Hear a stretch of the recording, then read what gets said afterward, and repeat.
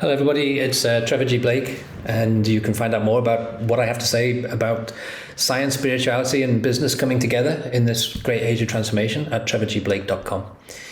And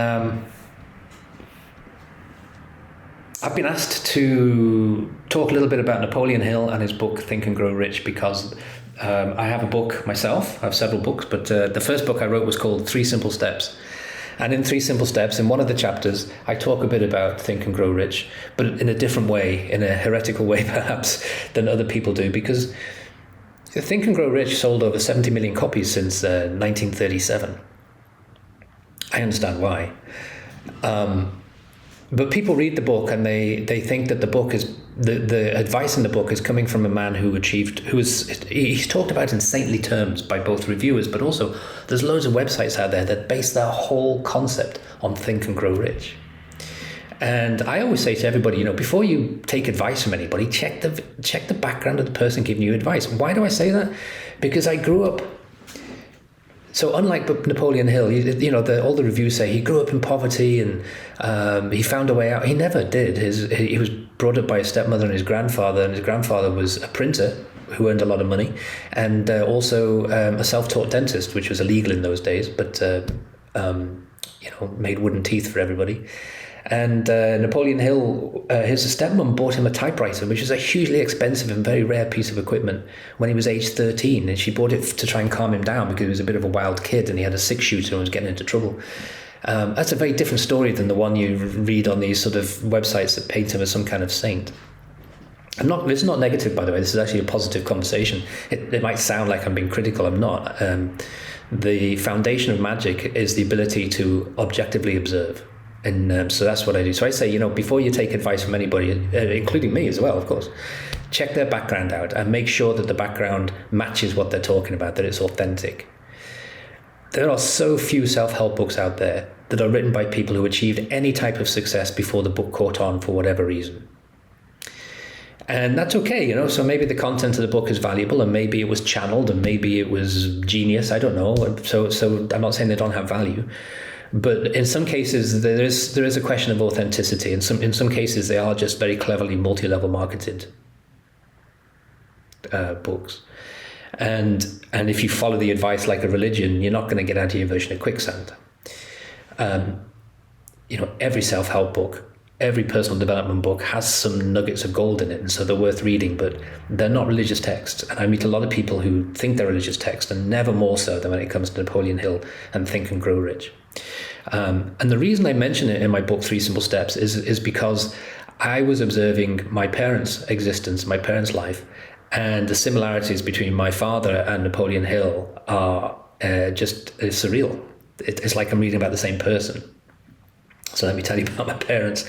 So we grew up in poverty. We were evicted 3 times before I was 7. We ended up in escaping the creditors and out in the countryside, which as a kid was just one great adventure for me.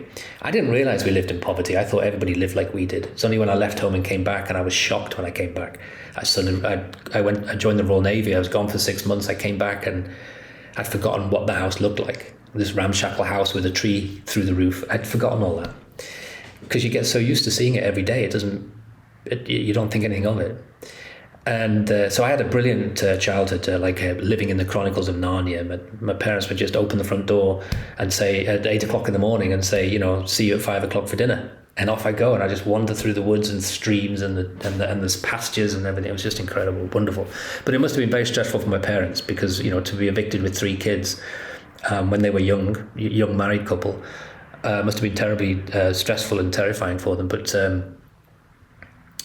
I mention that because from that, as if that's not hard enough, just after we escaped the 3rd time, my mother was diagnosed with breast cancer, and the doctors told her she had 6 months to live. And in those days, there were no treatments, and so people did what the doctor said. Power of suggestion. They would die 6 months later. I'm not kidding. That's the way it was. But my mother was different, and she was a really strong-willed and very, very strong spirit, very powerful feminine energy. And I learned so much from her, so many good things. So when people ask me about on a podcast or radio show, they ask me about, what you credit for your business. I always say my parents, and I say my mother in particular, because she inspired me to be the best version of myself. She always told me, stand up straight, look the world in the eye. You can be anything you want, and never give up, and have self-confidence. She just was always inspiring and always telling great stories that inspired you to be a better person, really. And so my father was slightly the opposite. My father came from the school of the woman's places in the kitchen, and he had jobs, but he'd had quite a few different jobs. None of them had worked out. He went independent, and he was a market stall trader, and that collapsed and went bankrupt. Then we were evicted from a shop that he opened selling furniture. That's why we got evicted, because he bought too much inventory that wasn't selling. Cash flow mismanagement, okay? And then we ended up in the countryside, and he tried different things there. In my teenage years, he tried and failed, and I'll use the word failed. No one ever fails, but I think you fail if it goes wrong and you don't learn from it. So I suppose in that sense, my father failed, because he made the same mistake 12 times, cash flow mismanagement. And so he opened a tire factory, a tire changing place. He had a wine import and export, knew nothing about wine. We never had alcohol in the house. He opened a financial consulting business where he advised people on mortgages, having never had a mortgage himself in his life. Just like that, one thing after another, and they all failed, of course. And it damaged his self-confidence and his self-esteem and his ego, of course. And eventually he just gave up on life and sat at home smoking and reading books. And all that's fine. When I say that, people will say something negative about my dad, but not me. I idolized the ground we walked on. I worshipped him. He was my dad. But I also observed his attitude in all of that. And his attitude in all of that was not how to fix something or how to create something that needs to be created to solve a solution or to resolve something.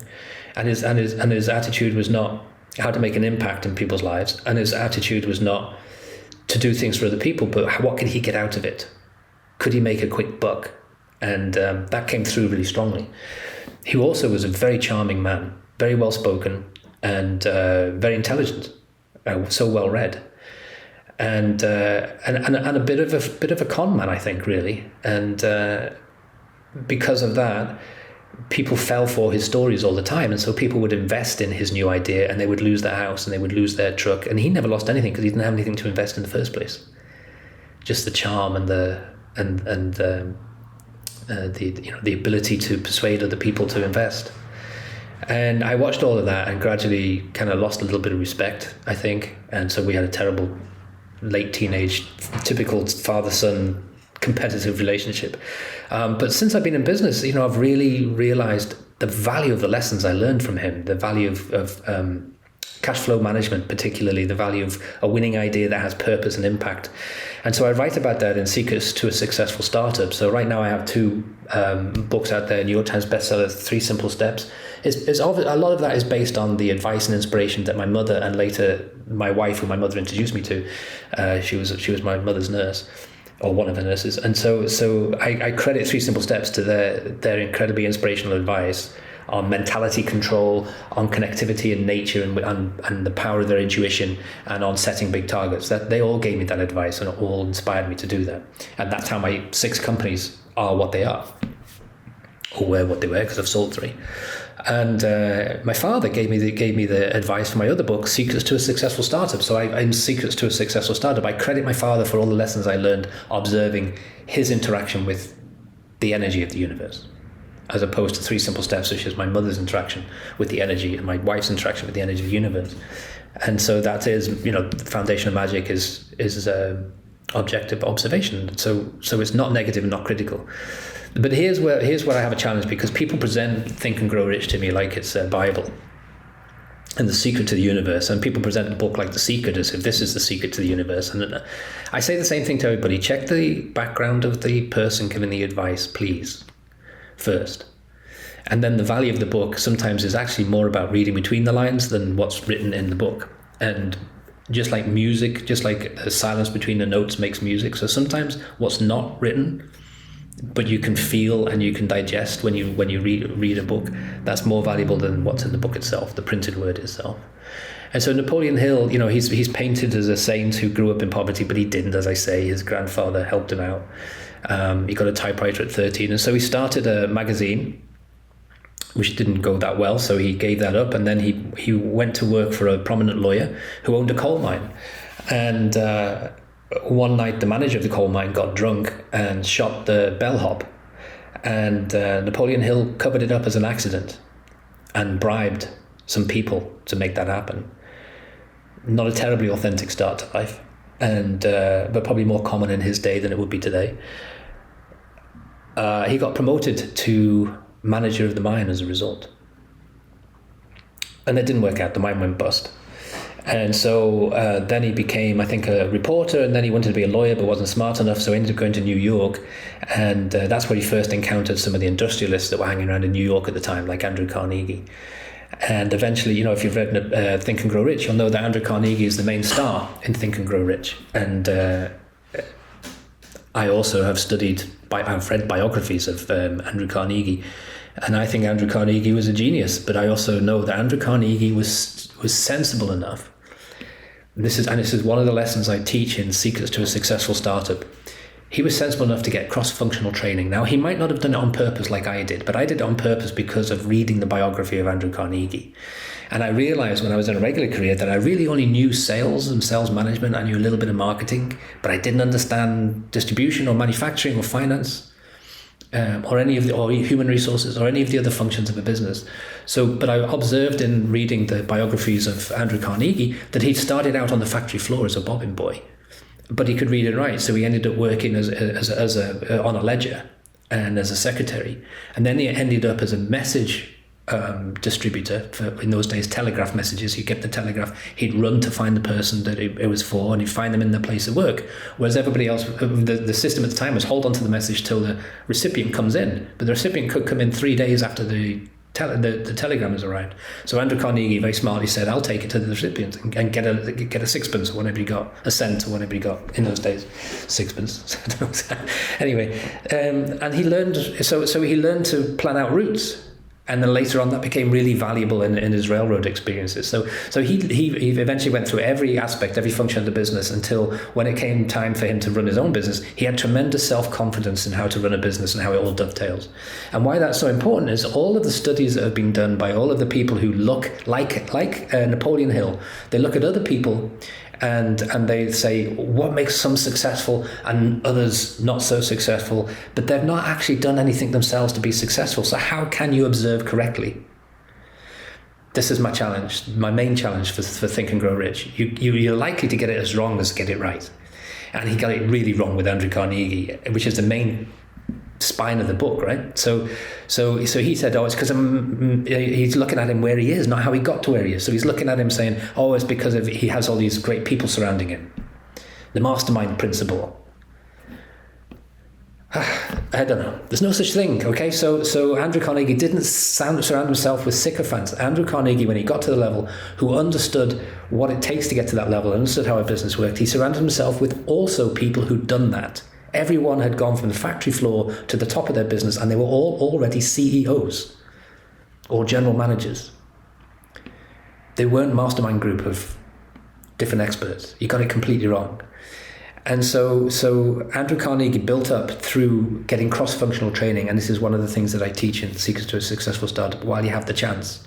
Get as much cross-functional training as you can, because, as I was going to say, all of the studies I've read that look into what makes success say that the only two things that matter, it's not about capital, it's not about connections, it's not about brilliant ideas or business plans, it's about self-confidence.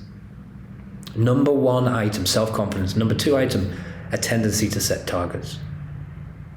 On all the studies that are worth reading, those are the two things that always come up as being, really, that's it. And so Andrew Carnegie had built self-confidence without realizing that's what he was doing. I learned from that. So I deliberately set about being a pain in the neck to all of the people I worked with by knocking on the door and saying, I've brought a pizza. Do you mind if I spend half an hour talking to you about what you do here and what your issues are and how you work it with other things? And at first I was a bit of a nuisance. And then after a while, people look forward to it because people love talking about their jobs and what they do and how brilliant they are. So I learned a ton of stuff. So when I started my first company, it was easy for me to resist the temptation that so many people fall into of hiring full-time employees. A lot of entrepreneurs I find come from sales, or they come from software, or they come from finance, and they get a crisis of confidence because they don't know the other aspects of the business. So they hire a head of sales, and they hire a head of hardware, and an engineer, and a human resources manager. And you, at the beginning of a company, that can kill you before you even get a chance to survive, because you're using up all that incredible cash. So if you get cross-functional training, then you can get to a certain level before you need to purchase that. You can just purchase what you need through contracts and vendors for quite a long time. And I became so good at this that I started my first company in 2003 for $200, which I sold in 2009 for 105.5 million, right? So I didn't write 3 Simple Steps until I had some success, because I didn't think I had the right to. I didn't hire an employee the whole time. And then after that, I've built 2 more companies that I've sold, and I have 3 companies right now, and I still don't have any full-time employee. I've never had a full-time employee because I don't find it's necessary. I find that contractors and vendors do a much better job, and they don't need supervising, so I can focus on growth and on things that I enjoy, like marketing. So Napoleon Hill got it wrong, I have to say, and I know it's heresy. So he went from New York. He started, with no success, he started a magazine called The Rules of Success. And of course that failed too. And then he tried some different businesses, and eventually he came up with a con trick. He fell out with everybody, by the way. He got sued by everybody. Half of them ended up in jail. Very reminiscent of how my father reacted to the energy of the world, or interacted with the energy of the world. And he set up a con trick with what little money he had left. We borrowed money, actually. And with that borrowed money, he bought some fancy cigars, some fancy clothes, and he hired a room in one of the top hotels in New York. And he invited some publishers to come in and talk to him about his new book. And one of them was Andrew Pelton, who eventually became the publisher of what eventually came Think and Grow Rich. And while he was in the hotel, Napoleon Hill gave these fancy cigars away to everybody, like a rich man, like a fancy man, and in his fancy clothes, and he tipped the bellhops and everybody else really well. And so when Andrew Pelton came in, he realized that, everybody knows this guy called Napoleon Hill, and they think really highly of him. No one's got a bad word to say about him. And he went to the fancy hotel room, and it was all a con, and it worked. And Andrew Pelton agreed to write his book. And his book was, I think it was the 15 principles, I think it was the 7 laws of success and the 15 principles of doing something or other. Awful title, and Andrew Pelton, knew that's an awful title, so he said, we need a catchier title. And Napoleon Hill showed him 2 pages of the book he's writing, and he only had 2 pages. He hadn't written the book. He wanted an upfront payment, which he got to get out of debt. And where was I going? What was I saying? So they came up with another title. They said, to get the boodle, use your noodle. That was the title. And only just before it was published did they decide, we need to change that title. It's too quirky. And they changed it to Think and Grow Rich. And the book took off and did tremendously well. In the meantime, Andrew and Napoleon Hill tried and started another 6 businesses and failed in all of them. He with the proceeds from a magazine that he started that did quite well for a while, it was bringing in $2,500 in monthly royalties, which is a huge amount back in those days.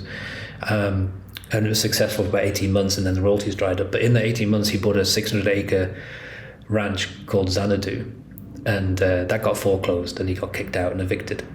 Similarities. And he actually died poor, penniless. If he'd lived another 2 years, he'd have been a millionaire, because his friend Clement Stone bought the rights to Think and Grow Rich and presented them to Napoleon Hill close to his death as a gift. And the book just kept going crazy, just kept taking off. At a time when those books were really, really popular, self-help was huge in the 1930s in America, and almost a religion, and they're all based on Christian concepts. As comes out through the book, of course, and that's his story. So all of these websites that talk about him being a saint and a genius, observing how other people are successful and passing that on, I don't get it. I never have. And you can call it heresy and burn me on a pile of cow manure if you like, but I stand by it.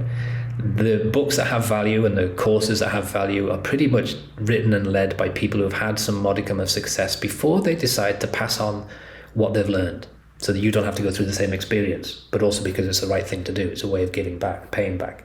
That's what I do at trevorgblake.com. All my proceeds go to cancer research and development, all my animal sanctuary fluffs. I don't do this for money. I do this because it's the right thing to do, and I really enjoy it. And nothing pleases me more than getting testimonials back from people whose lives have changed dramatically. I wonder in history how many people have actually spontaneously said that Think and Grow Rich really made a huge difference in my life. But I've been doing trevorgblake.com for less than 2 years now, and we have testimonials from over 2,700 people who describe getting out of their version of quicksand, and that can be a mixture of things: bad relationships, businesses that went south, heavy personal debt, all those really heavy things that we take on to ourselves inadvertently. No one's at fault. We just think we're doing the right thing and it didn't turn out. But there's a way of changing that, and the way of changing that is to go to trevorgblake.com and go down the rabbit holes of transformation, which is personal transformation, which gets you out of your version of quicksand and lets you be the best version of yourself, so that you can have the biggest impact in the world, in other people's lives, which is why we are here in the first place. And you can go you can purchase 3 simple steps and secrets to a successful startup for less than you would pay for a cheap lunch somewhere, and they're life-changing. And then you can go down the rabbit's hole, and go on the journey of becoming your own magician, because the ability to create our lives is inside of us, not outside of us. And in that, Napoleon Hill and I agree. And Rhonda Byrne and I agree on that, at least. So that's it. I was asked to talk about Think and Grow Rich, and that's my take on the whole thing. Now, if you like this conversation, please hit the subscribe button, because you will do that because you want more people to hear about it. It doesn't matter whether you agree with me or not. The healthy thing is that let's get the conversation out, and let's all together learn how to better play with the energy that's in the universe, so that we create better outcomes in our lives, and we create the lives we want, not the lives we don't want.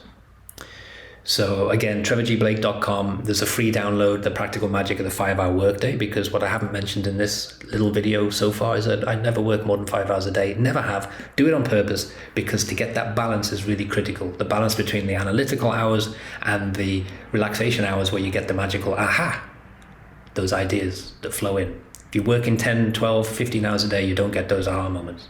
And they're critical in the world of in any venture, art, music, writing, or indeed being an entrepreneur. So that's it. I've rambled long enough. So please hit the subscribe button and leave a comment, and we'll go from there. Thank you.